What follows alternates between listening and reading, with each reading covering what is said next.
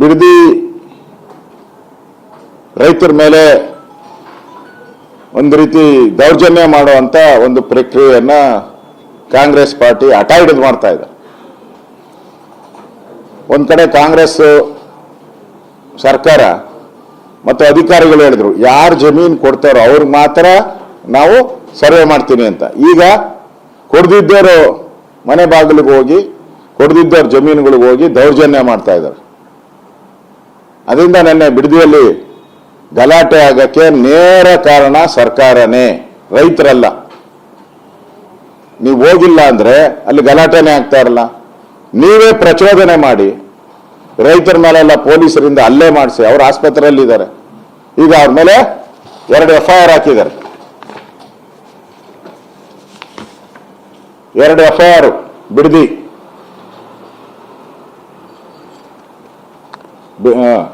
ಬಿಡದಿ ಇವರು Ramanagara circle, date 13/7/26, crime number 240,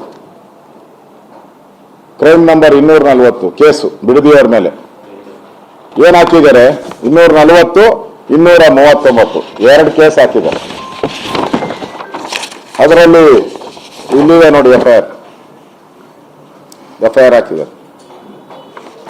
ಅದರಲ್ಲಿ ಪೊಲೀಸರು ಬರೆದಿರೋದು, ರೈತರುಗಳು ಹಲ್ಲೆ ಮಾಡಿ ಕೊಲೆ ಮಾಡಲು ಪ್ರಯತ್ನ ಮಾಡಿದ್ರು. ರೈತರ ಮೇಲೆ ಕೇಸ್ ಹಾಕಿರೋದು.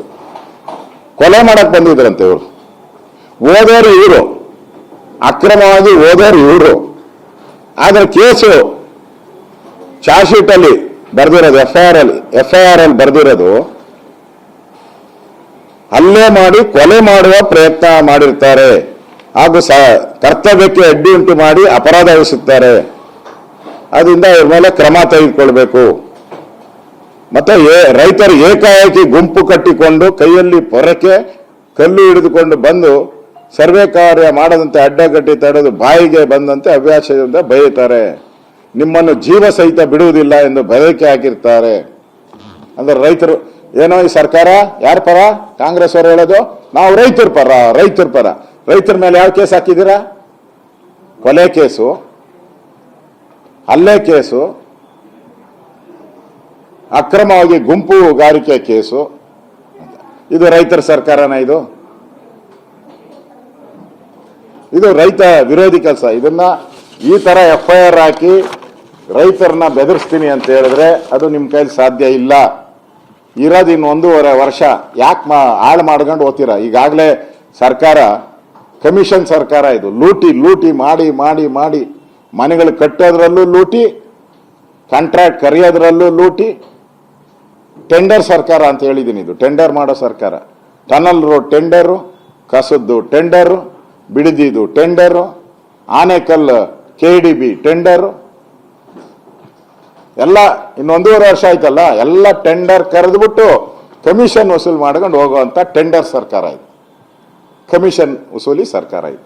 ಅದರಿಂದ ಈ ಬಿಡದಿ ಯಾವುದೇ ಕಾರಣಕ್ಕೂ ಅಲ್ಲಿ ರೈತರನ್ನ ಒಕ್ಕಲೆಬ್ಸುವಂಥದ್ದಕ್ಕೆ ಬಿಡಲ್ಲ. ಈಗಾಗಲೇ ನಾನು 3 ಬಾರಿ ಅಲ್ಲಿ ಹೋಗಿ ರೈತರ ಜೊತೆ ಪ್ರತಿಭಟನೆಯಲ್ಲಿ ಪಾಲ್ಗೊಂಡಿದ್ದೀನಿ. ಮತ್ತೊಂದು ಬಾರಿ ನಾನು ಹೋಗ್ತಾ ಇದ್ದೀನಿ. ಮತ್ತೊಂದು ಬಾರಿ ಹೋಗಿ ಅಲ್ಲೇ ಸ್ಥಳದಲ್ಲೇ 1 ದಿನ ಪೂರ್ತಿ 2 ದಿನ ಇರಬೇಕು ಅನ್ನೋ ಮಾತುಕತೆಯನ್ನು ನಾನು ನಮ್ಮ ರಾಜ್ಯದ ಅಧ್ಯಕ್ಷರ ಜೊತೆ ಮಾತಾಡ್ತಾ ಇದ್ದೀನಿ.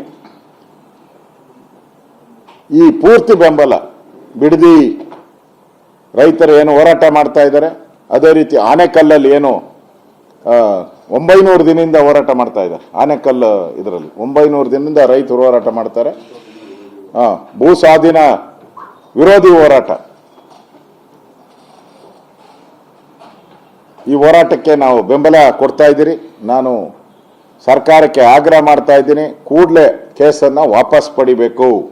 ರೈತರ ಮೇಲೆ ಹಾಕಿರುವಂತ ಕೊಲೆ ಕೇಸು, ಇದು ಕೊಲೆ ಕೇಸ್ ಹಾಕಿದ್ದೀರಾ, ಅಕ್ರಮ ದಂಧೆ ಅಂತ ಹಾಕಿದ್ದೀರಾ. ಇದನ್ನ ಕೂಡಲೇ ವಾಪಸ್ ಪಡಿಬೇಕು. ಯಾರು ಜಮೀನನ್ನ ಕೊಡಲ್ಲ ಅವ್ರ ಜಮೀನುಗಳಿಗೆ ನೀವು ಹೆಜ್ಜೆ ಇಡಬಾರ್ದು ಸರ್ಕಾರ.